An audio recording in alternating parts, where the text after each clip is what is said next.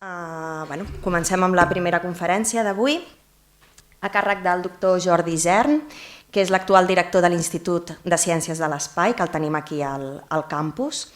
El doctor Jordi Isern ha estat professor a diferents universitats, a la Universitat de Barcelona, a la UPC, a l'Autònoma també, ha fet recerca a diferents instituts d'investigació i és membre actualment de diferents associacions i comitès, i potser la que m'ha demanat que destaqui més és que en aquests moments pertany al Comitè Científic Assessor de l'Agència Europea Espacial. Aleshores, algunes de les coses que ens explicarà estan relacionades amb això. Doncs, quan hi vulgui, endavant. Bé, bon dia a tothom. Abans de res, us vull agrair la vostra presència aquí, ja que això d'anar a acostar-se al campus un dissabte al dematí, quan es poden fer altres coses, doncs m'imagino que s'ha de tenir força interès per la física. En tot cas, diguem-ne, sí que voldria dir que la física és una disciplina francament interessant, que quan t'enganxa és dura i t'enganxa de veritat, i del que us vull parlar aquí avui és de la recerca que es fa sobre la qüestió sobre l'espai aquí en aquest campus, en el nostre institut, en el meu institut, que és un institut, l'Institut de Ciències de l'Espai, és un institut que depèn del Consell Superior d'Investigacions Científiques, que és la primera institució científica, la primera en el sentit de la més gran que hi ha a tot Espanya, dedicada bàsicament a la recerca, i per altra banda també forma part de l'Institut d'Estudis Espacials de Catalunya, que forma part del sistema de recerca de la Generalitat, de centres cerca, i que treballem conjuntament. El nostre institut, perdoneu que introdueixi aquesta falca publicitària, és aquest institut que està per allà darrere. El vam estrenar aquest 2 de febrer i en principi estem ara encara en fase de creació i de construcció dels nostres laboratoris. Bé, per entrar ja en matèria, el que sí que us voldria... Això es pot baixar una mica la llum, sisplau?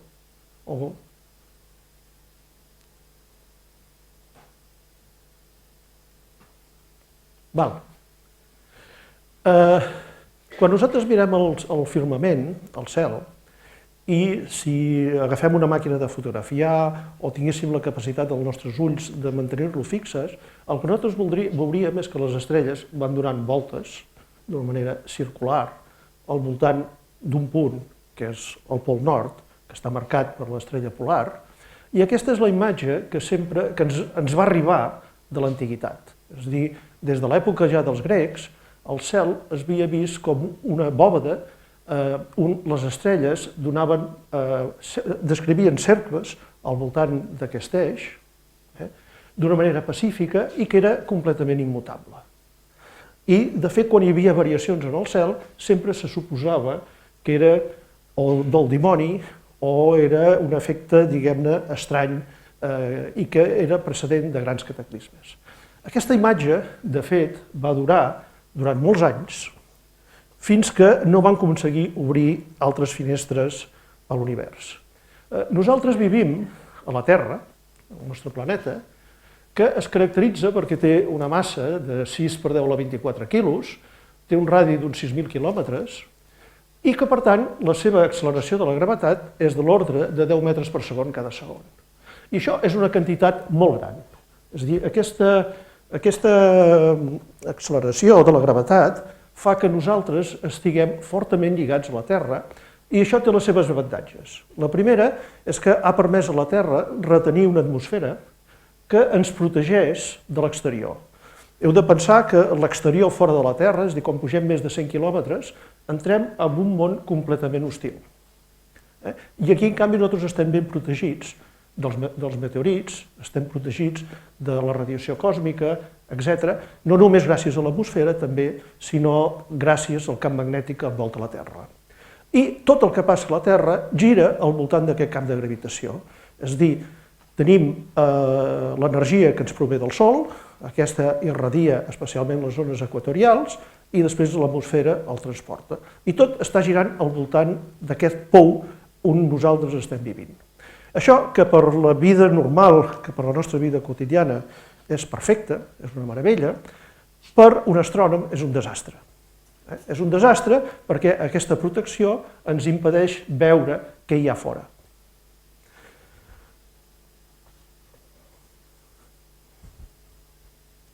Si nosaltres mirem l'espectre electromagnètic, que és una de les fonts d'informació que tenim respecte a l'univers, el que veiem és que tenim una banda, una finestra oberta d'una manera natural, que és a la zona que en diguem òptica de l'espectre, que és a la zona a la qual els nostres ulls estan adaptats. I és la que ens il·lumina completament i la que ens permet veure les estrelles que hi havia abans.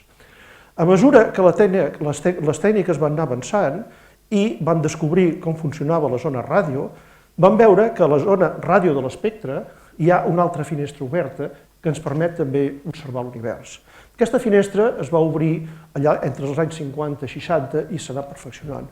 Però després, tota la resta de l'espectre electromagnètic ens queda fora del nostre abast. I aquí hi ha molta informació sobre el que està passant. I l'única manera que tenim de poder obtenir aquesta informació, d'obrir aquestes finestres, és agafar, sortir de l'atmosfera i poder observar lliurement sense entrebancs. Això és el que se'n diu és obrir noves finestres a l'univers. Aquestes finestres no només estan dins el camp electromagnètic, que és el que està més avançat, però que encara hi ha dificultats. També tenim altres finestres per comunicar-nos amb l'univers. Una és la dels neutrins, que s'ha començat a obrir ara, que ja comencem a obtenir informació. Una altra, per exemple, és la de les ones gravitacionals, que després en parlaré. Però, en tot cas, la lluita sempre ha estat com intentar obrir aquestes noves finestres. I aquestes finestres ens han portat a una visió de l'univers que és completament diferent de la que tenien els filòsofs clàssics. Això és una galàxia, la NGC 3079, és en falsos colors per mostrar quina és l'estructura, i aquesta estructura, com podeu veure, és una estructura completament turbulenta. Aquesta estructura està plena d'estrelles. Hem pogut veure que les estrelles neixen, viuen i moren. Les més grans moren amb una gran explosió i escampen per la galàxia les seves cendres. Aquestes es barregen, tornen a formar noves generacions d'estrelles, formen planetes i han permès, en certa manera, que tornés a créixer, que apareixés la vida. És a dir, que d'alguna manera nosaltres som els fills de la pols estel·lar, o, si voleu, som fills de les estrelles. És a dir, sense aquests processos nuclears, gràcies als quals les estrelles brillen, de fet nosaltres no hi seríem. Però al mateix temps podeu veure que aquesta galàxia, que és una galàxia normal per altra banda, o gairebé normal, presenta grans estructures que són extremadament violentes. Aquí hi ha en joc unes quantitats d'energia enormes, i això fa que tot l'entorn còsmic sigui un entorn tremendament hostil. I que nosaltres hem pogut sobreviure gràcies a que estem protegits per la nostra Terra, estem protegits per la nostra atmosfera, pel nostre camp magnètic, i perquè estem en una zona de la galàxia que és relativament tranquil·la. És a dir, si el Sol estigués més a la vora del centre de la galàxia, ara no estaríem aquí escoltant física els dissabtes, probablement. Per tant, diguem-ne, hi ha una necessitat de sortir fora. Però, a més, l'home és un animal extremadament curiós. Vam sortir de les planúries del Serengeti, ens hem escampat per tota la Terra, hem anat a l'Antàrtida, hem baixat al fons dels oceans, i si algun dia podem anar al centre del Sol, segur que hi anirem. I el dia que no ho fem, deixarem de ser home, serem una altra cosa. I això es nota mirant fins i tot a la literatura clàssica. Aquí, per exemple, si mirem també els antics, el que veiem és, ja comencem, per exemple, a l'època dels grecs, amb Ricard, quan intenta volar fent servir unes ales de cera i s'acosta massa al sol, se li fonen les ales i cau al mar i s'ofega, evidentment. O tenim el cas de la literatura ja del segle XVII-XVIII, el cas del Domingo González, que és un llibre que era el bisbe de Hereford, que imagina el Domingo González que viatja a la Lluna amb aquesta, diguem-ne, andròmina tirada per oques. I llavors explica com és la societat de la Lluna.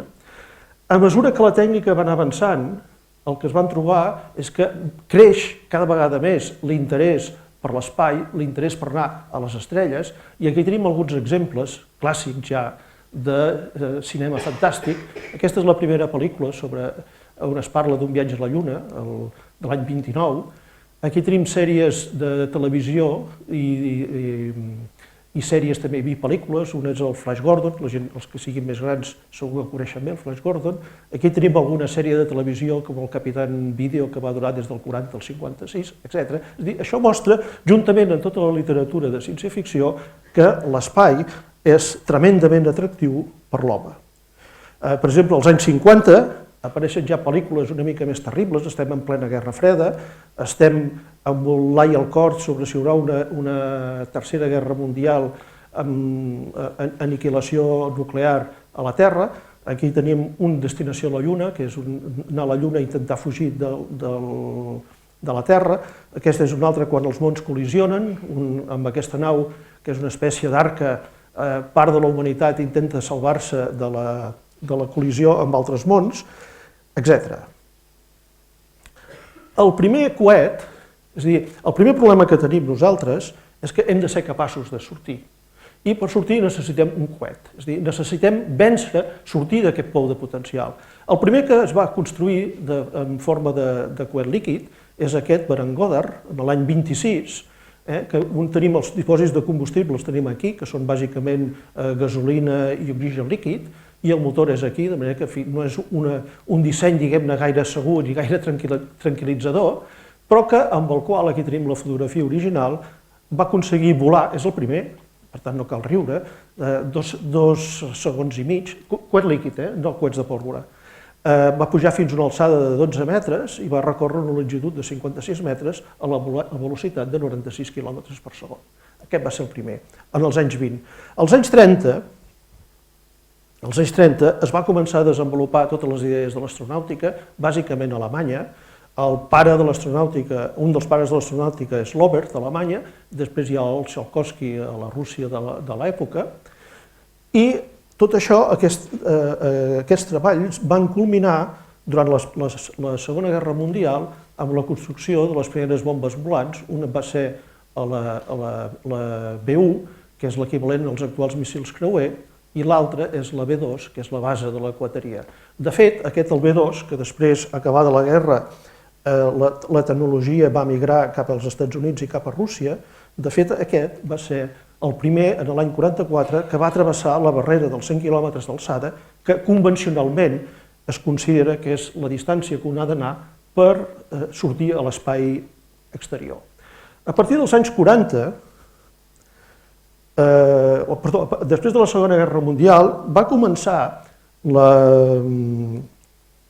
Guerra Freda entre els Estats Units i la Unió Soviètica, llavors Unió Soviètica, i l'any 57 es va llançar el primer Sputnik, que l'únic que feia era aquesta bola, i l'únic que feia era bip, bip, bip, bip, i prou. I va estar unes hores en vol i res més, que va ser el Korolev el primer que el va llançar.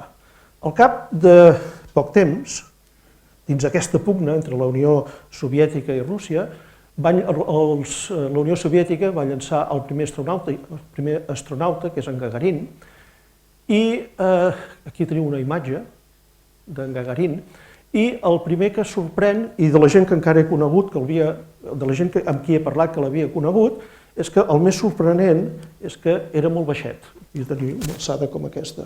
És a dir, van agafar com a astronauta una persona el més petit possible, per raons òbvies, de pes, i el van posar dins aquesta càpsula, que sembla una bala de canó de l'època del segle XVII, i aquí veieu com estava.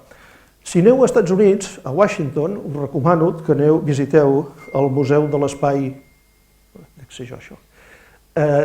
visiteu el Museu de l'Aeronàutica i de l'Espai, on veureu els originals, no maquetes, sinó els originals, no només de l'Aquateria, sinó també dels avions, i aquest és realment sorprenent. Jo no sé com la gent s'hi podia posar, però el que és més sorprenent és que això, amb aquest seient, anava aquí dintre i només podia moure la mà dreta.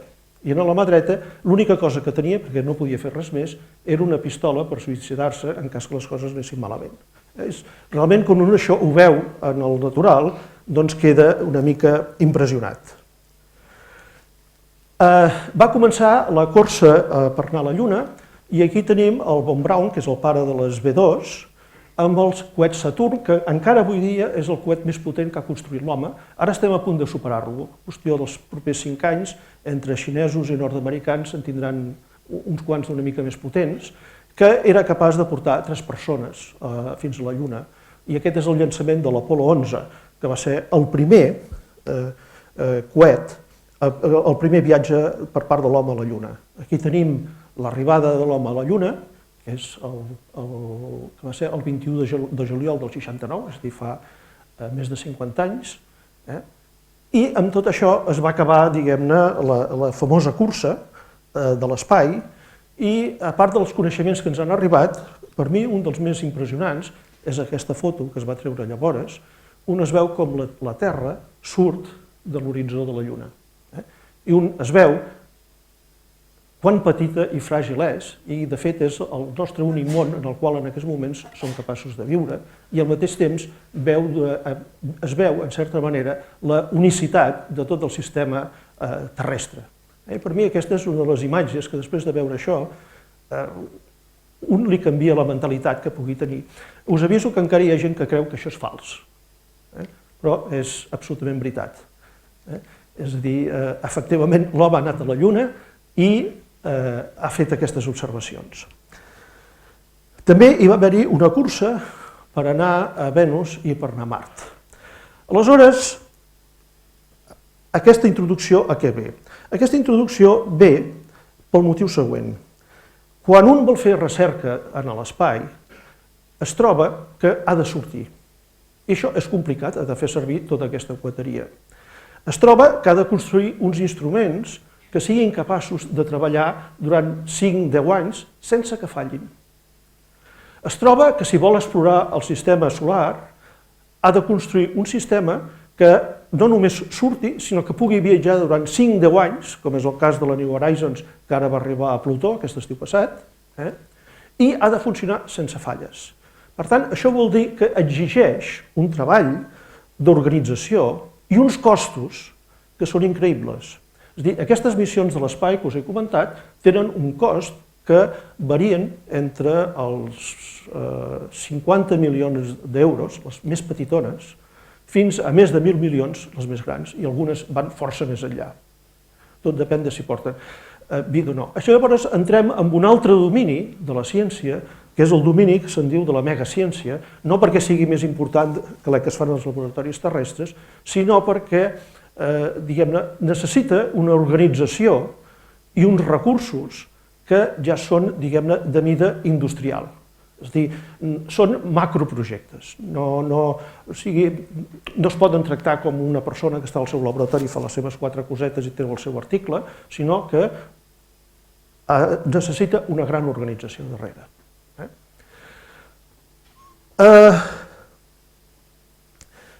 I els costos que us he dit abans són enormes. Llavors, el problema és com convèncer les autoritats que es gastin diners en aquesta mena de recerca i no se'l gasti, posem per casa, en hospitals.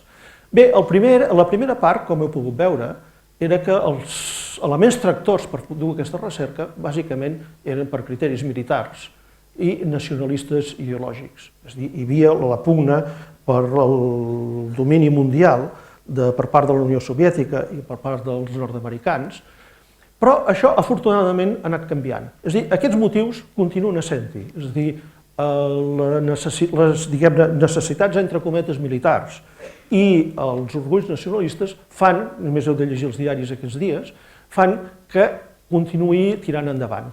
Però també ha anat canviant amb el temps, i és que els criteris de mercat i de beneficis econòmics també han entrat aquí dintre.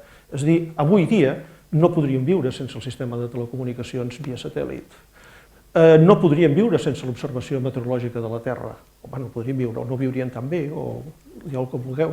Per venir aquí, algú de vosaltres ha fet servir els GPS. El GPS és l'eina més bàsica que pot tenir un físic, perquè és el que permet ubicar-se en l'espai-temps amb una precisió gairebé limitada en aquests moments. I llavors això és la base de tota la física.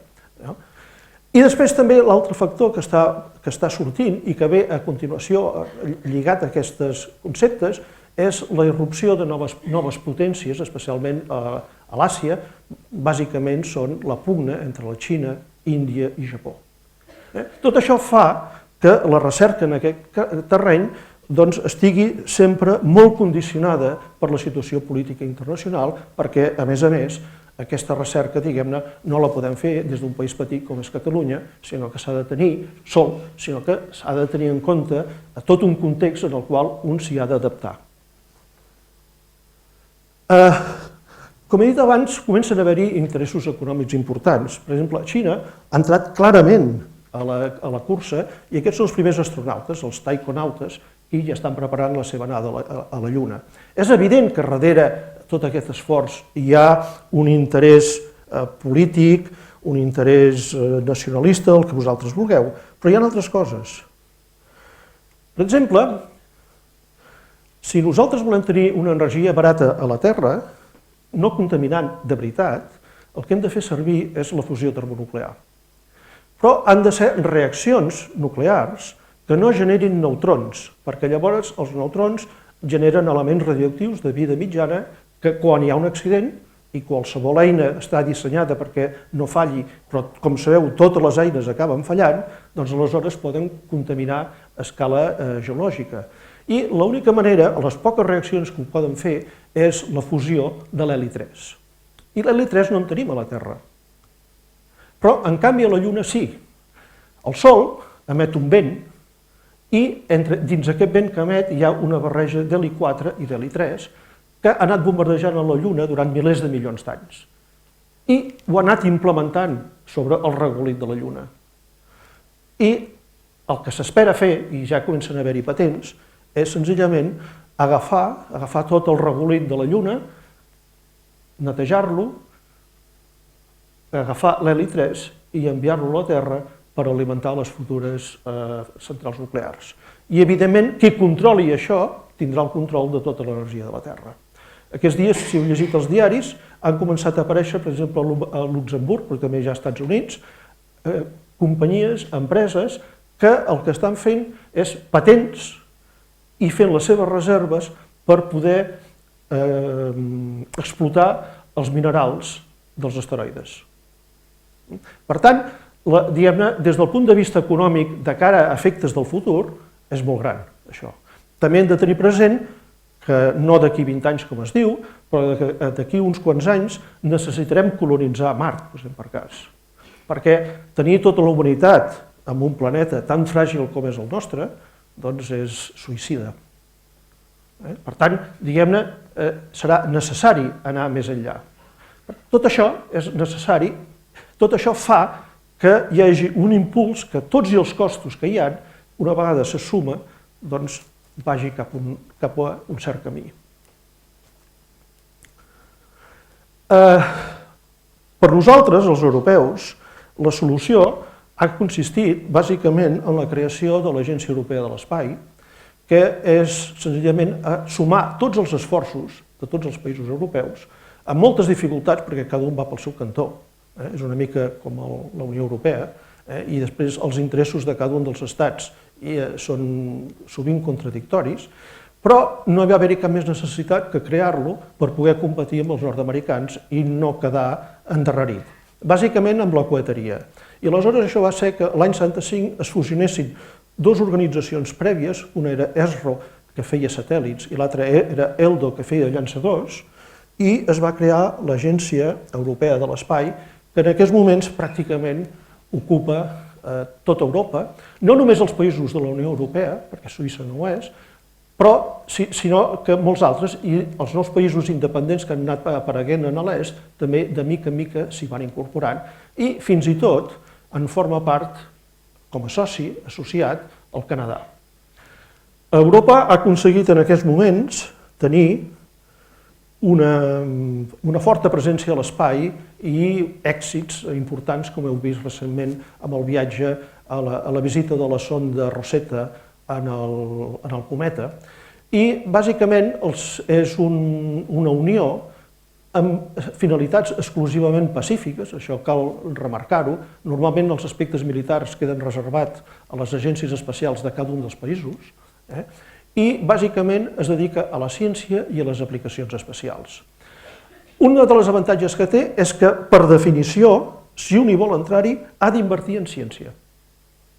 Això és una protecció, una garantia que tenim davant dels problemes econòmics. Després té una part que és voluntària, i és la part de la ciència, i és una secció dedicada a vols tripulats, una altra dedicada a microgravetat. Aquí ara fa poc en el campus, el mes de juny, si no recordo malament, va venir l'únic astronauta espanyol que hi ha, ara no recordo el nom, ja en sortirà. Després hi ha observació de la Terra, tenim telecomunicacions, les navegacions per satèl·lit, ja tenim el sistema Galileu que comença a funcionar per part de la Unió Europea, i després el desenvolupament de nous llançadors, que això és d'una importància estratègica cabdal, perquè això fa que un sigui realment independent, sigui sobirà i pugui fer el que vol. El problema que tenen els llançadors, i d'aquí la por que hi ha a que Iran i Corea del Nord també en tinguin, és que qui és capaç de posar un satèl·lit en òrbita també pot posar una bomba termonuclear en l'altre continent. I aquest és el problema per al qual tothom es posa nerviós quan hi ha algú que de manera no gaire controlable és capaç d'adquirir aquesta capacitat. En aquests moments, per exemple, el 2014, el pressupost, són les xifres més recents que tinc, era de 4.100 milions d'euros, dels quals la contribució espanyola era de 139, que és la part obligatòria. Degut a la crisi va haver d'abandonar tota la part voluntària i només ens vam quedar a la part científica, que és obligatòria. Vull dir, si no pagues la ciència, et tiren al carrer. Ara sembla que la situació millora i, per tant, ja s'ha començat a reactivar tot el sistema. Insisteixo molt en això perquè aquestes són xifres, és a dir, una missió, per exemple, en la comissió nosaltres estem, hem d'escollir missions que són de tipus L, per exemple, hem de triar quina és la missió que s'agafa pels propers anys, i el pressupost que té és 1.000 milions d'euros. Les de tipus mitjà són 600 milions d'euros en aquests moments. Ja es veu que, diguem-ne, per això es necessita la cooperació internacional per poder competir en aquests moments. I fa que tot el sistema de treballar sigui molt diferent del que estem habituats a les universitats o en els petits instituts. Bé, si ens posem ara una mica a la part de ciència, que és el motiu per al qual hem vingut, l'esquema important de totes les agències, i especialment de l'Agència Europea, són aquestes preguntes, és a dir, com es va formar l'univers, de què està fet, quin lloc ocupem a l'univers, quines són les lleis fonamentals que regeixen l'evolució de l'univers, com es van formar les galàxies, com es van formar les estrelles, com evolucionaran, com es va formar la Terra, fixeu-vos que anem de gran a més petit, i el sistema solar en general, com evolucionaran, ens interessa saber quina és l'evolució del nostre planeta, i com interactuen el Sol i la Terra, com evolucionarà la Terra, com va aparèixer la vida, i estem sols. Aquestes són les grans preguntes, i si un és capaç de plantejar d'una manera racional algun aspecte d'aquestes preguntes, doncs té una certa esperança de poder participar en una d'aquestes missions, i només una, perquè una missió d'aquestes dura 20-30 anys, de manera que tens la vida útil d'un científic, doncs aviat s'ha acabat. I si un s'equivoca i puja al cavall que no toca, doncs ja l'ha pifiat. És a dir que, per tant, estem en un sistema que és extremadament competitiu i que té el seu risc. També s'ha de dir que és un món apassionant i que és també una altra manera de veure les coses, perquè a vegades ens agrada pensar una mica, tenir el mateix sentiment que els constructors de les catedrals medievals, que les començava una generació i no s'acabaven fins al cap de 3 o 4 generacions. En el nostre cas també és el mateix. Afortunadament les generacions són generacions acadèmiques que no són de 20 anys sinó que són de 5 anys i això fa que sigui una mica més lleuger. Però que un comenci projectes que sap que no veurà mai acabar i també té el seu risc i la seva gràcia. Bàsicament, la part científica de l'ESA es classifica amb aquestes 4 grans branques, que són l'astrofísica, que inclou, evidentment, la cosmologia, les ciències planetàries, bàsicament l'exploració del sistema solar i la cerca de nous planetes fora del sistema solar, el que ara es coneix amb el nom d'exoplanetes, la heliofísica, que és l'estudi de la física solar, i les ciències de la Terra, que també inclou, en certa manera, els planetes, també queda a cavall entre planetàries i les ciències de la Terra, i que té una gran importància econòmica directa cap a nosaltres. Aquesta és la flota de la Unió Europea, perdó, de l'Agència Europea de l'Espai. Aquí tenim el LISA Pathfinder, que és un satèl·lit, després en parlaré, que va ser llançat el 3 de desembre passat, ja ha arribat al lloc que toca, ara s'està en la fase que en diuen de comissionat, de la fase de comprovar que funciona perfectament, i després en parlaré, i en el qual el nostre institut hi treballa, i també alguna persona de la sala que ara no la veig també hi ha treballat. Aquest és el satèl·lit Planck, que està estudiant el fons de microones, i que també fem servir les seves dades i havíem participat temps enrere. Aquest és el Herschel, que treballa en l'infraroig, en el qual nosaltres no hi hem treballat. Aquest és el James Webb Space Telescope, que és un que treballa en l'infraroig, que és el que substituirà en el telescopi Hubble. Aquí tenim Euclid, que també en parlaré, que és un en el qual hi estem treballant al nostre institut, juntament amb l'Institut de Física d'Altes Energies, que intenta entendre l'origen de l'univers i la matèria fosca i l'energia fosca. Aquest és el Cheops, que és un satèl·lit petitet, de només 50 milions d'euros, que està buscant exoplanetes. Aquest és Gaia, que està fent un cartografiat de 1.000 milions d'estrelles, de trobar tots els paràmetres fonamentals de 1.000 milions d'estrelles, i tardarà 5 o 6 anys. Aquest és el Hubble, que ja aviat el retiraran. Aquest és l'XM Newton, que és un telescopi de raigs X, que també està a les últimes i aviat el retiraran i que el fem servir com a observatori, i el nostre institut és molt actiu. I aquest és Integral, que treballa amb radiació gamma i en el qual nosaltres també, el nostre institut, és molt actiu. Aquesta és la flota de NASA. Una bona part està compartida amb la flota d'ESA. Per exemple, aquí tenim el Hubble, ells són dominants aquí.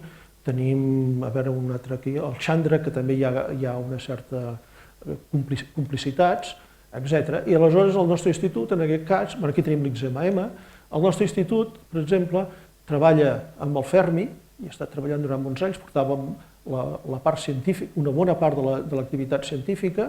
Estem treballant en l'anàlisi de les dades de Kepler, que és un telescopi que, a part de buscar planetes, estudia les variacions de les estrelles. Amb el Chandra també hi hem treballat. I aquí, a veure, fem servir dades de NOASTAR, que són nuclears, i evidentment ells també s'han ficat amb el LISA Pathfinder. Si entrem ara en alguns dels temes en què estem, el més important, i que ens sentireu a parlar aquests dies, en aquests moments, és el de les ones gravitacionals. Ara fa 100 anys, o sigui, el 2015, Einstein va publicar la teoria general de la relativitat. I el 2016 va fer una predicció, i és que quan tenim dues masses que es mouen d'una manera accelerada, d'una manera que recorda, però no és exactament igual a com quan vosaltres accelereu un electró, el que es fa és emetre una ona gravitacional. De fet, és un efecte de marea, però que el que fa és modificar l'espai-temps. I quan modifica l'espai-temps vol dir que els rellotges i els metros funcionen d'una manera diferent. I aquests es propaguen a la velocitat de la llum. Aleshores, la manera de fer-ho és a través de moviments d'aquest estil. És a dir, si tenim aquí, posem per cas, una persona que està sotmesa a una ona de gravitació, doncs primer l'estira d'aquesta manera i el comprimeix així, i quan arriba a una altra fase, el comprimeix per dalt i l'estira pel cantó i va oscil·lant d'aquesta manera. El que passa és que aquestes oscil·lacions són extremadament petites, afortunadament. Són extremadament petites. Perquè es feu una idea, una oscil·lació d'aquestes ve a ser típica, ve a ser l'equivalent del diàmetre d'un nucli atòmic sobre 5 milions de quilòmetres. És a dir, per tant, si nosaltres les volem detectar, hem de ser capaços de mesurar sobre 5 milions de quilòmetres variacions equivalents a les d'un nucli atòmic a la longitud. Per tant, ja es pot veure que això és un repte extraordinari. Però és un repte extraordinari, però al mateix temps el premi també és extraordinari. El premi és extraordinari per al següent motiu. Si vosaltres volem tenir informació, és a dir, volem obrir una finestra a l'univers, el que necessitem és un bon missatger. I quina és la principal característica d'un missatger, d'un bon carter? Que no perdi les cartes pel camí. El més obvi. La gravetat és la força més feble que hi ha a la naturalesa. I, per tant, interactua molt poc. Per tant, això vol dir que qualsevol senyal gravitatòria que hi hagi pot viatjar a grans distàncies sense que estigui pertorbada. I, per tant, és un bon missatger. El problema que té aquest altre missatger és que quan arriba a nosaltres no vol deixar la informació. És com aquells gossos que van a buscar el diari, i li vols prendre el diari i no hi ha manera de poder-li treure de la boca. Aleshores, hem de trobar la manera de poder tenir aquesta informació. I tot just ara estem en condicions de fer-ho. Es pot fer de moltes maneres. En el cas de l'espai, tenim el projecte, que ja fa uns quants anys que dura, fa gairebé 15 anys que dura. El projecte és el projecte que se'n diu LISA, que consisteix en posar 3 satèl·lits que estan units per un feix làser. Aquests satèl·lits estan separats per una distància de 5 milions de quilòmetres, com us deia abans, i estan rígidament units per aquests làsers. De manera que si passa una ona gravitatòria, com us he dit abans, aquest triangle es deforma. I es deforma, això, sobre 5 milions de quilòmetres, es deforma de l'ordre de la distància equivalent a un diàmetre nuclear. I això s'ha de ser capaç de mesurar-ho. Aquest satèl·lit es trobaria a una certa distància de la Terra, i llavors aquest triangle va girant i va escoltant de fer l'univers. És a dir, aquest sistema de detecció, com que les ones que arriben són de gran longitud d'ona, diguem-ne, no és com la vista, que podem focalitzar-la bé, sinó que és més com l'oïda, que podem escoltar bé. Però, si som capaços de construir això, podrem escoltar com col·lisionen dos forats negres, podrem escoltar les pertorbacions gravitatòries que es van produir en el Big Bang, i fins i tot hi ha gent que especula que si vivim en un multivers, és a dir, no vivim en un univers únic, sinó que hi ha una sèrie d'universos paral·lels que poden interactuar amb nosaltres gravitatòriament, doncs podríem escoltar aquests i detectar aquests universos paral·lels que hi ha. Per tant, ja es veu que el premi és extraordinari. El premi és extraordinari. Bé, com sempre, hi ha limitacions. La ESA ha aprovat per l'any 34 llançar un sistema, el pressupost està fixat, 1.000 milions d'euros. El que passa és que per qüestions d'estalvis, en lloc de tenir 3 braços, en tindrà 2, i en lloc de tenir estar separats per 5 milions de quilòmetres, estarà separat només per 1 milió de quilòmetres. Però bé, és el que hi ha. És el que hi ha.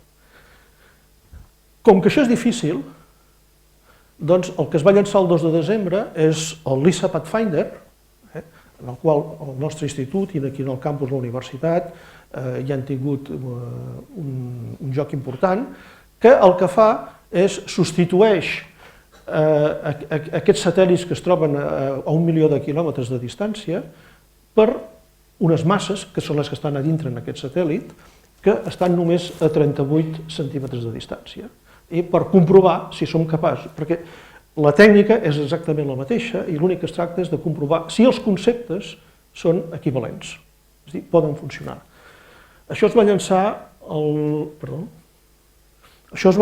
amb un coet Vega el 3 de desembre, va funcionar perfectament, el satèl·lit anava aquí dintre, hi havia la caputxa, es va obrir, el va deixar anar, el satèl·lit té aquest aspecte, aquí és on hi ha l'experiment i això és l'impulsor, és a dir, són motors auxiliars, i el que va fer aquest satèl·lit és, va sortir, va començar a donar voltes a la Terra, cada vegada rebia un impuls d'aquests motors, fins que es va escapar, fins que es va escapar i se n'ha anat cap al punt de Lagrange 1, és a dir, el punt on s'equilibra l'atracció del Sol i la de la Terra, més les forces centrífugues, si el mirem des del sistema de referència d'aquí. Aquí està donant aquestes oscil·lacions i el que porta aquest satèl·lit a l'interior, el seu secret, és això. Aquí dintre hi ha dos cubs, els he tocat a la reproducció, són d'aquesta mida, és a dir, són uns 5 centímetres, aproximadament, una cosa així, fets de tungstè, per tant, pesen molt, i aquests cubs estan només sotmesos a la gravetat. Per això s'ha posat en aquesta zona. I el satèl·lit, l'única cosa que fa és tenir un sistema de làsers que medeix la distància entre els dos cubs i el satèl·lit el que fa és aïllar-lo completament de l'exterior. És a dir, del vent solar, del camp magnètic, de les diferències de temperatura, de manera que l'única força, bé, això sempre a física, com sabeu, sempre és aproximat, l'única força que actua sobre aquests cubs és la gravetat. La gravetat i les ones gravitacionals que puguin passar. I això va arribar la setmana passada, fa ja uns quants dies, va arribar al punt de Lagrange, dimarts passat es va alliberar el primer cub, el dia 16 s'alliberarà el següent cub i començarà l'experiment fins al mes de setembre, que acaba l'experiment i que es farà l'anàlisi. Si l'experiment és positiu, tindrem llum verda per començar a construir això i esperar que es llanci per l'any 2034. Bé, aquest és un dels experiments que hem fet aquí, que hem construït i que tenim aquí. De fet, les maquetes d'enginyeria i els ordinadors els hem construït nosaltres. Sempre hi ha dos elements, diguem-ne. Hi ha la maqueta d'enginyeria que es queda en el laboratori i l'instrument de vol, que està construït ja d'acord amb els patrons de l'espai, que són molt restrictius, que és el que està volant, i que permet anar reproduint dins el nostre laboratori, reproduir tot el que li està passant en l'experiment en òrbita. I si hi ha dificultats, doncs corregir-les sobre la marxa, preveure-les, etc. I ara veurem què passa. Però, en fi, ara és un moment extremadament excitant. De totes maneres, aquesta no és l'única manera de buscar ones gravitacionals. Això és el LISA Pathfinder i està buscant freqüències que estan entre 1 Hz i 10 a menys 4 Hz. És a dir, per tant, són freqüències molt baixes. És molt baixa freqüència. I això serveix per veure com evolucionen, per exemple, estrelles nanes blanques quan estan a punt de col·lisionar, o, per exemple, forats negres que estiguin girant un al voltant de l'altre, que tingui unes 10.000 masses solars. Però, a més, a Terra, en aquests moments, també, basant-se també en els mateixos principis, hi ha diversos experiments, un d'aquests és el LIGO, com vulgueu dir-li, que permetrà estudiar supernoves i com col·lisionen, per exemple, estrelles binàries, tipus amb estrelles de neutrons o forats negres petits. I això estigueu al tanto perquè el dia 11, que és divendres que ve, si no recordo malament, sortirà la notícia del primer que s'ha detectat, amb aquest LIGO. I, en fi, és altament secret, els rumors s'escapen per tots cantons, però sembla, si no la informació ha arribat correcta, és que han detectat la col·lisió de dos forats negres d'una massa entre 20 i 30 masses solars. Per tant, veurem, això hem d'esperar a divendres que ve. L'altra manera de buscar forats negres consisteix en el següent, i és que els púlsars, suposo que sabeu què són estrelles de neutrons. Una estrella de neutrons té una massa de 1,4 vegades la massa del Sol, però estan en un radi de 10 quilòmetres, és a dir, concentrada tota la massa en un radi de 10 quilòmetres. De fet, la seva densitat és la mateixa que la de la matèria nuclear. I giren i emeten un senyal periòdic molt regular, són uns rellotges gairebé perfectes. I el que es fa és triar una xarxa d'aquestes estrelles de neutrons que ens envien el senyal cap a la Terra d'una manera regular. Si entre l'espai que hi ha entre aquestes estrelles de neutrons passen ones gravitatòries, es modifica el senyal d'aquests rellotges i es detecten això des de la Terra. i aquest ens permetran estudiar variacions que tinguin una freqüència de 10 a la menys 8 Hz. 10 a la menys 8 Hz vol dir períodes de 10 a la 8 segons, i 10 a la 8 segons comença a ser una quantitat una mica important, és més d'un any. És a dir, són ones que tenen una periodicitat d'un any, són extremadament lentes i que són característiques també del Big Bang i del seu origen cosmològic. Per tant, estem a punt d'obrir una de les grans eres de l'astronomia, i això vosaltres ho veureu. I si esteu interessats, doncs realment aquí tindreu un món de la física que és absolutament inimaginable. No tenim ni idea de què hi ha darrere de tot això. De la mateixa manera que vam passar de les estrelles que donaven voltes pacíficament un any rere l'altre a un univers completament turbulent, aquí obrirem un altre món. No sabem quin.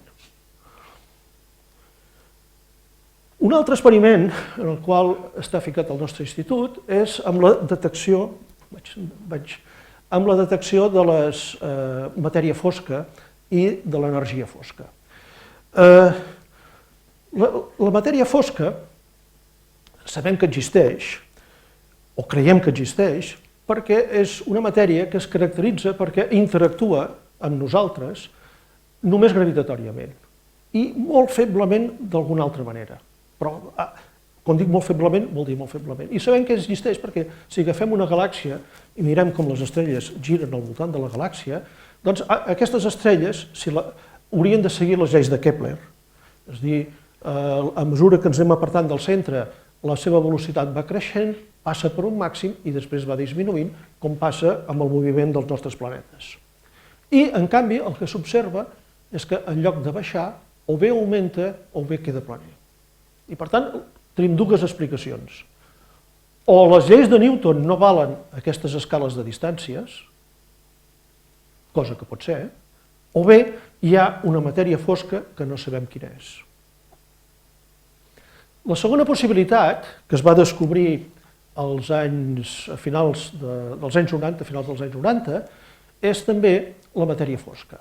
Perdó, l'energia fosca. I en aquest cas el que es va fer va ser el següent. Algunes de les estrelles, quan arriben al final de la seva vida, exploten com una supernova. Ara no entraré en detalls en la física de les supernoves. Però algunes d'aquestes, que són les de tipus termonuclear, es caracteritzen perquè la llum puja, arriba a un màxim i després baixa d'una manera regular. I aquesta pujada i baixada d'una manera regular és constant. I nosaltres som capaços de caracteritzar-la. Per tant, és com si tinguéssim una bombeta, llum, ben calibrat, i, esclar, aleshores, mesurant la llum que emet més amb la llum que detectem, com que va disminuint amb el quadrat de la distància, nosaltres som capaços de mesurar les distàncies. Clar, si l'univers està en expansió, degut al Big Bang, doncs, aleshores, amb expansió vol dir que podem tenir tres tipus d'univers. Un és un univers tancat, és a dir, que és el mateix que si llanço una pilota en l'aire i torna a baixar, i per tant puja, es frena i després torna a baixar. Podríem tenir un univers, diguem-ne, obert però planer, en què surt amb una velocitat, arriba fins a l'infinit, però més o menys s'estabilitza. O podríem tenir un altre en el qual aquest univers, diguem-ne, hi vés una força, com prediu la relativitat general, que el que fes és l'estirés i que llavors s'acceleraria. Als anys 90 es va avançar suficient com per poder mesurar aquestes distàncies amb precisió fent servir aquestes supernoves. Aquí, curiosament, la primera vegada que es va presentar aquest experiment va ser aquí, com se diu, Aigua Blava, el parador d'Aigua Blava, en un congrés que vam organitzar, i els autors de l'experiment, que eren dos blocs, el van presentar per primera vegada, l'experiment, que volien seguir, i el que volien demostrar era que l'univers estava tancat i que, per tant, el que faria l'expansió aquesta seria que la velocitat hauria pujat i després ara estaria caient. I precisament el que van trobar va ser al revés, és a dir, que l'univers s'està expandint d'una manera accelerada. L'explicació natural que hi ha és que, efectivament, hi ha alguna cosa que provoca una espècie, diguem-ne, com de sobrepressió que fa que s'expansioni acceleradament. I això és el que hem de trobar. Però, curiós, quan mirem el balanç energètic de tot l'univers, ens trobem que la matèria normal, nosaltres, la que estem fent nosaltres, només representa un 4% del total. 4-5%, aquestes xifres van oscil·lant una mica en mica, són cada vegada més precises. Aquesta matèria fosca que havíem trobat aquí representa un 20%. I el 75% restant és aquesta energia fosca. És a dir, que en aquests moments resulta que el 95% de la composició de l'univers és absolutament desconeguda per nosaltres. És a dir, no en tenim ni idea. I, evidentment, aquesta energia fosca no té res a veure amb l'Star Wars, per més que s'hagi fet servir les analogies. Aleshores, aquest és un dels grans reptes que hi ha en aquests moments, i s'està avançant, però no sabem què és. I això està molt lligat a la física d'altes energies, és a dir, els nous models de física que han d'arribar en aquest futur. Aquí tenim una missió que també és d'Euclid. Aquesta missió a la que hi estem treballant, conjuntament també, com us deia abans, amb l'IFAE, que esperem que sigui llançat el 2020, el que consisteix és en un telescopi que treballa en el visible i en l'infraroig i que el que vol fer és un cartografiat de galàxies. És a dir, en el Big Bang nosaltres el que tenim és tenim el Big Bang, tenim la inflació, en un moment donat, degut a fluctuacions quàntiques, és a dir, la densitat d'energia pot variar d'un cantó a l'altre, arriba un moment que en un lloc es produeix una fluctuació, diguem-ne, que fa que quedi tancat l'univers, que gravitatoriament sigui més important la gravitació que l'expansió. Això és de matèria fosca, això col·lapsa, arrossega la matèria bariònica, es formen les galàxies, les estrelles, les galàxies i els cúmuls de galàxies. Però les estructures d'aquestes galàxies, de la manera que estan distribuïdes a l'univers, depèn de les propietats d'aquesta energia fosca i de la matèria fosca. I precisament el que busca aquest telescopi, aquí tenim, per exemple, una simulació de les que fem nosaltres a l'institut, de com es formen, com s'agrupen les galàxies, i apareix aquesta espècie de tranyina còsmica, en la qual els filaments aquests vermells és on s'han anat acumulant les galàxies i les zones fosques són buits. Aleshores, la topografia, la topologia, per ser més exactes, d'aquestes estructures depenen de les propietats de l'energia i de la matèria fosques. I, per tant, comparant aquestes topologies teòriques que són capaços de construir amb les observacions que ens donarà el telescopi, nosaltres podrem acotar i entendre millor com funciona l'energia fosca. Voldria insistir una altra vegada en la importància de tot l'embolcall econòmic. Això, aquest dibuixet, té un cost de 600 milions d'euros. Per tant, com podeu veure, la feina, diguem-ne, no és només fer ciència, sinó organitzar administrativament i políticament aquestes coses. Bé, amb el que estem treballant també és amb el XMM Newton, que ara ja està pràcticament obsolet, però que es va llançar el desembre del 1999, ja porta uns quants anys, no, perdona, es va llançar abans, jo diria, ara tinc una mica confós, treballa amb raigs X tous i, per exemple, aquí es veu l'anàlisi que fa d'explosions de supernova. Amb això nosaltres hi hem estudiat noves, explosions de supernova, etc. És a dir, també propietats de les estrelles de neutrons, i que serà substituït a partir del, no a partir del 20.128, sinó a partir del 2028, perdoneu aquest de més, estarà substituït per aquest LACINA, que és un nou telescopi molt més potent que permetrà investigar fins i tot com s'han produït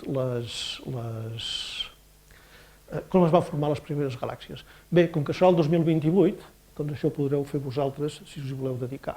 Jo ja no sé si les meves neurones m'ho permetran veure o entendre què és el que sortirà d'aquí. Però serà per vosaltres. El nostre institut, el que estem treballant, és un de més petit, que ho fem amb els xinesos, que consisteix en un estudi de la variabilitat dels raigs X, i és que Les estrelles de neutrons, quan emeten raigs X, poden variar fluctuant al temps, i això, analitzant aquestes fluctuacions, per exemple, podem sondejar la matèria nuclear, quina és l'equació de la matèria nuclear, com es produeixen les reaccions sobre les superfícies, el moviment dels oceans de matèria colombiana que hi ha a la crosta de la superfície de les estrelles de neutrons, etc. Per exemple, nosaltres som els responsables d'aquesta caseta que hi ha aquí, som l'investigador principal, que aquesta caseta és senzillament, evidentment no és una caseta, sinó que és un monitor de gran camp. És per fer imatges de molt gran camp de l'univers, per poder detectar fenòmens transitoris. Mentre que aquestes ales el que permeten és estudiar la variació temporal d'aquesta emissió de raigs X.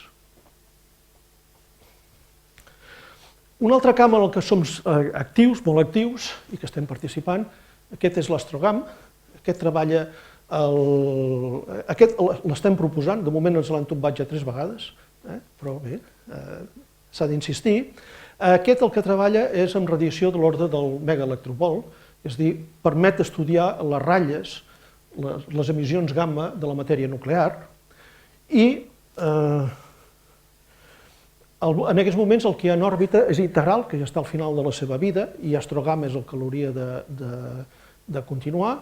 Aquí té un espectroscopi de raigs gammes, aquí té una càmera de raigs gammes, i això són monitors, i, per exemple, ha trobat en el centre de la galàxia un gran núvol d'antimatèria, positrons, que s'estan aniquilant, que no sabem d'on surten, i aquí permeteu-me que em posi jo les meves medalles, en aquest cas hem detectat per primera vegada, aquest és tot un equip que portem nosaltres, l'emissió gamma d'aquestes explosions de supernova que ens han permès entendre l'expansió accelerada de l'univers. És a dir, en aquestes expansions tot el material es crema violentment de forma termonuclear i fa níquel 56, que és radioactiu, i aquest níquel 56 és el que fa brillar l'estrella. I per tant, necessitem entendre com brilla la supernova per poder entendre com mesurem les distàncies. Mai s'havien detectat, i aquesta és una supernova, la 2014J, que es va produir a M82, i aquí la podeu veure amb un dels instruments, aquest petit senyal que apareix aquí, i aquí amb un dels altres instruments. I aquí és una col·laboració que teníem amb els russos. Aquesta és la part dels russos, i després aquí ja entrem nosaltres, i aquesta és a una altra longitud d'ona, d'altres energies, l'altra és 15 dies després de l'explosió, aquesta és un centenar de dies després de l'explosió. I que ara estem intentant substituir-lo per aquest l'Astrogam, que veurem si aconseguim que funcioni, que és molt més sensible i que es permetria fer tomografia del sistema. Intentaré fer-ne via perquè veig que em vaig passant. Una altra línia de recerca és el d'exoplanetes. En aquests moments s'estan buscant, sobretot la gran idea és poder trobar planetes fora del sistema solar que siguin com la Terra. Aquest és, el 2013, aquest és el balanç de planetes que es coneixien i que en tenim, que estan classificats d'aquesta manera. Els més grans, n'hi havia uns 102, els de tipus Júpiter, que hi havia uns 229, els de tipus Neptú, que era la gran majoria, després hi ha les superterres, que vol dir això simplement que tenen entre 2 i 5 vegades la massa de la Terra, per tant no són gairebé habitables, i després n'hi ha gairebé 700 que tenen la mida de la Terra. Però perquè siguin habitables no n'hi ha prou que tinguin la mida de la Terra, sinó que s'han de trobar a la zona que se'n diu d'habitabilitat. És a dir, a la zona en la qual el balanç de temperatures entre el Sol i les pèrdues d'energia permeti que existeix aigua líquida. Per exemple, en el nostre sistema solar, que estem davant d'una estrella de tipus G com és el Sol, una mica d'aigua, doncs tenim la Terra que es troba aquí. De fet, sabem que es troba ja en un dels límits del sistema d'habitabilitat, és a dir, que no tenim Terra per gaire temps. Venus, que està fora i s'ha convertit en un infern, i Mart, que també està fora i que està completament glaçada. I això Doncs depèn, evidentment, aquesta banda d'habitabilitat depèn de si l'estrella és més gran o més petita. Per exemple, si l'estrella és gran i calenta, aquesta zona d'habitabilitat està cap enfora. Si és una estrella més freda, més petitona, aquesta està com més a dintre. I ara, en aquests moments, s'està buscant això. Nosaltres estem ficats a Keops, que és un satèl·lit petit, que està intentant, perdoneu que estigui en anglès, però no em va donar temps de canviar-ho, està intentant buscar planetes al voltant d'estrelles molt brillants i relativament properes. Estem en aquest Plato que va ser aprovat per l'ESA fa relativament poc, que és un sistema que té 32 càmeres i que està explorant el firmament, és a dir, camps de 2.250 graus quadrats, és a dir, per tant, una vegada acabi tot el seu cartografiat, haurà cartografiat el 42% del firmament. Aleshores, el que es tracta és de trobar planetes i després, des de la Terra, analitzar quines són les propietats d'aquests planetes per veure si són terres, per veure si són habitables o veure què. Si n'hi ha algun d'habitable, evidentment hi haurà curses per intentar anar-hi. Aquest és Ariel, que no sabem si sortirà, que està proposat, i que el que es tracta és d'analitzar la radiació infrarroja, aquí la tinc, la radiació infrarroja de l'atmosfera d'aquests planetes per veure si hi ha senyals de vapor d'aigua i, per tant, si són interessants des del punt de vista d'habitabilitat. Una altra missió que també hi estem i és intentar evitar o protegir-nos que ens caigui el cel pel cap. És a dir, sabem que gràcies a la caiguda de meteorits es van eliminar els dinosaures i nosaltres vam poder colonitzar la Terra, però hi ha el perill que ens caigui un meteorit a sobre, que ens elimini a nosaltres i les formigues governin la Terra. Per tant, hem d'evitar-ho. Per això hi ha dues missions, una és d'ESA, que és AIM, i l'altra és de NASA, i aleshores són dues missions que s'envien a un asteroide, que és Didymos, que té una lluna petita, que té uns 100 metres de diàmetre, que dona voltes en aquesta lluna. Aleshores, ESA hi enviarà aquest satèl·lit. Llavors, aquest satèl·lit llançarà sobre la lluna, per poder-lo estudiar, una espècie de robot que quedarà fix allà per analitzar les característiques del Terra, i dos nanosatèl·lits molt petits que orbitaran en aquest objecte i l'aniran analitzant i veient quines són les seves propietats. I NASA li enviarà aquest altre, que és el DART, que el que farà és que quan arribi aquí porta un punxó, un dart, que el llançarà contra el planeta, li provocarà un cràter. Aleshores, es tracta d'analitzar les propietats del plomall que es produeixi i de quina manera aquest dart modifica la trajectòria del planeta. Perquè la idea és començar a estudiar les maniobres necessàries perquè si hi ha algun asteroide que sigui perillós per la Terra, poder-lo desviar. Aleshores, nosaltres ja tenim un primer contracte, però encara no sabem si serem seleccionats, per equipar amb càmeres aquests nanosatèl·lits per poder fer la navegació i l'estudi de les propietats de la superfície d'aquesta lluna i per analitzar el comportament d'aquest plomall. I estem ara en competint. És a dir, hem estat seleccionats entre 3 per la part europea i ara hem de veure si d'aquests 3 nosaltres som els que quedem.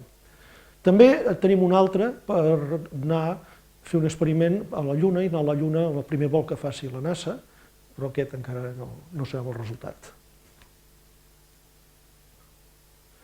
Bé, i ja per anar acabant, també es pot estudiar les ciències de la Terra, i això ja acabaré perquè ja m'he passat, que la Terra és un sistema molt complex en el qual nosaltres vivim i que està compost per diversos subsistemes. Cada un d'ells té la seva pròpia dinàmica i interactuen entre ells, que és l'interior, tot el comportament de l'interior de la Terra, la litosfera, que s'està bellugant contínuament, la hidrosfera, que són els oceans i llacs i demés, la criosfera, que és tots els gels àrtics i antàrtics, incloent-hi Groenlàndia, l'atmosfera, la biosfera i, últimament, hi ha l'antroposfera, que ho estem modificant. I tot això cal estudiar-ho des d'una manera, diguem-ne, global.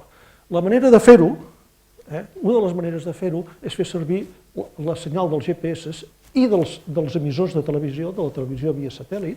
Són senyals molt ben caracteritzats, i llavors aquests senyals, doncs el que fan és que arriben a la Terra, i si nosaltres tenim un satèl·lit en òrbita baixa, Aleshores, aquest senyal es refracta a l'atmosfera de la Terra, es desvia i és captat per aquest satèl·lit d'òrbita baixa. De manera que en aquest procés de moviment podem fer tot un escanejat de tota l'atmosfera i trobar, per exemple, quin és el vapor d'aigua, el valor de la quantitat de vapor d'aigua que hi ha. Això què és el que ens permet? Per exemple, ens permet caracteritzar el vapor d'aigua de tota l'atmosfera terrestre. I el vapor d'aigua és el motor responsable de tots els sistemes meteorològics.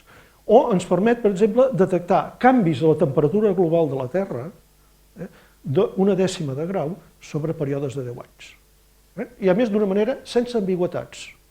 I per tant aquestes discussions de negacionistes o no negacionistes, que si s'escalfa, que si refreda, que si aquí i allò, amb això desapareix. Aquest és un sistema que hem implementat, ho vam desenvolupar nosaltres, s'està implementant en els sistemes METOP d'EUMETSAT, que són satèl·lits que es mouen amb òrbites seguint aproximadament el meridià. S'han implementat en sistemes de NASA, i ara tenim un conveni, i s'han implementat els sistemes meteorològics del Canadà, que, per exemple, tots aquests sistemes que han millorat la predicció meteorològica en un 30%. O sigui que... Això és un experiment, i acabo, des de l'estació internacional. Aquí la part, el que fem en aquest cas és comparar el senyal directe que ens envia el GPS amb el senyal reflectit per l'aigua de mar o pels gels, i llavors es permet veure la rugositat, la direcció del vent, el nivell de l'aigua, és a dir, els oceans pugen, les crostes, la litosfera baixa, es belluga, tot això es pot mesurar amb molta precisió. Som capaços de mesurar moviments d'1 mil·límetre respecte al centroide del satèl·lit GPS, és a dir, sobre distàncies de 20.000 quilòmetres, vull dir que no està malament. I un dels satèl·lits que ha de volar, això és un satèl·lit que es diu PAZ, espanyol, depèn del Ministeri de Defensa espanyol, però també de Ciència. Nosaltres portem la part de Ciència. Això hauria de volar, però havia de ser llançat amb un coet rus, ucraïnès rus, i degut a la crisi entre Rússia i Ucraïna, doncs portem 2 anys esperant. Ara estem pendents a veure si es pot llançar des del Kazakhstan, però això depèn de converses entre el Kazakhstan i Rússia, i per tant tornem a estar una mica amb el de sempre. És a dir, són experiments tan complicats que al final acaben implicats aquí tot el sistema polític internacional i estàs afectat per tota mena de problemes que no tenim control. Bé, ho deixo aquí perquè m'he passat moltíssim de temps i perdoneu que m'hagi allargat tant.